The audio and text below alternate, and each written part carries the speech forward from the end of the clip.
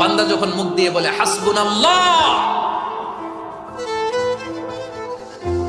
আমার আল্লাহ আমার জন্য যথেষ্ট, এই বলে যখন নিজেকে সঁপে দেয়, তার কি লাগবে ওই দায়িত্ব স্বয়ং নিয়ে নেয় কে?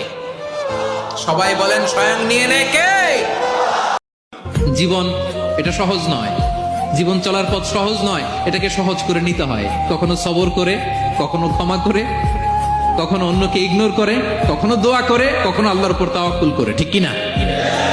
একটা কথা বলি, যখন আপনার হৃদয়ের মধ্যে নূর আসবে আল্লাহর পক্ষ থেকে, আপনি দেখবেন আপনি এমন কিছু বুঝতে পারছেন যেটা 8-10 জন পারছে না।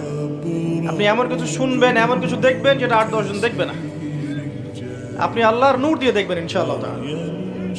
আল্লাহ পাক বলেছেন, শোনেন, ইল্লা মান তাবা, যে অনেক গুনাহ করেছে, শিরক করেছে, জিনা করেছে, মদ খেয়েছে, বেদাত করেছে, হারাম খেয়েছে, আল্লাহ পাকের অবাধ্য হয়েছে, নামাজ পড়ে নাই, যাকাত দেয় না, ইত্যাদি ইত্যাদি অনেক অন্যায় করেছে, একদিন তওবা করে ফিরে এসেছে। আল্লাহ পাক বলছেন ইল্লা মান তাবা, যে ব্যক্তি তওবা করে ফিরে আসলো, ওয়া আমানা, এবং ঈমান নিয়ে আসলো, ওয়া আমিলা আমালান সালিহান, এবং এখন থেকে সতামল করা শুরু করলো, হোক সে নারী বা পুরুষ, যে কেউ, যে কোনো বয়সের, যে কোনো বর্ণের, যে কোনো ভাষার, যে কোনো দেশের, এগুলো কিচ্ছু যায় আসে না আল্লাহ পাকের। ইন্নাল্লাহা লা ইয়ানজুরু ইলা আজসামিকুম ওয়ালা ইলা সুওয়ারিকুম ওয়ালাকিন ইয়ানজুরু ইলা কুলুবিকুম ওয়া আমালিকুম।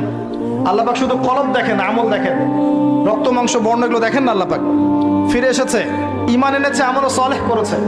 আল্লাহ পাক বলছে উলাইকা, এরাই তারা, ইউবাদদিলুল্লাহু সাইয়্যাতিহিম হাসানাত, এরাই সেই ব্যক্তি যাদের সমস্ত গুনাহকে আমি আল্লাহ নেকি দিয়ে পরিবর্তন